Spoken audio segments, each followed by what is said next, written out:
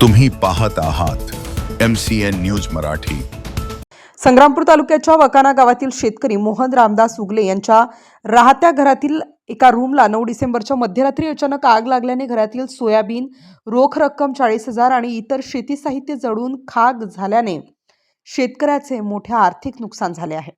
आगीचे कारण अद्यापही स्पष्ट झालेले नाही, मात्र या भीषण आगीत शेतकऱ्याचे भविष्याचे स्वप्न जळून खाक झाले आहे।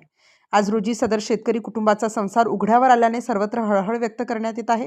प्रशासनाने पीडित कुटुंबाला त्वरित आर्थिक मदत करावी अशी मागणी परिसरातील नागरिकांकडून करण्यात येत आहे। MCN न्यूज मराठीकरिता प्रशांत राऊत, वकाना। काल रात्री माझी मुलगी आणि मी दोघं आपल्या घरात होतो। मागच्या त्या पहिल्या रूम मध्ये आम्ही मुलगी अभ्यास करत होती। 12 वाजता मुलगी आबाकडे आजीकडे झोपायला गेली।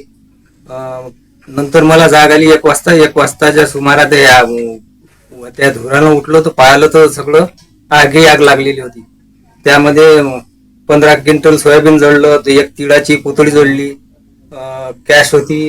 कालच पोरानं बँकेतून 50,000 काढले होते, तर त्याच्या आईले दवाखान्यात घेऊन गेला, 10,000 नेलते, 40,000 रुपये घरात जळले।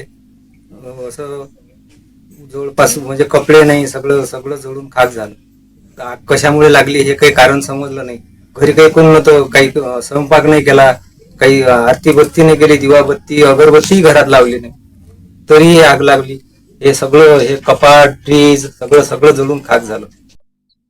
ते या कपाटामध्ये पोराचे मुलगा BSc ॲग्रीला आहे, मुलगी 11वीला आहे, यांचे सगळे डॉक्युमेंट जळले, कपडे, कॅश सगळं जळून खाक झालं।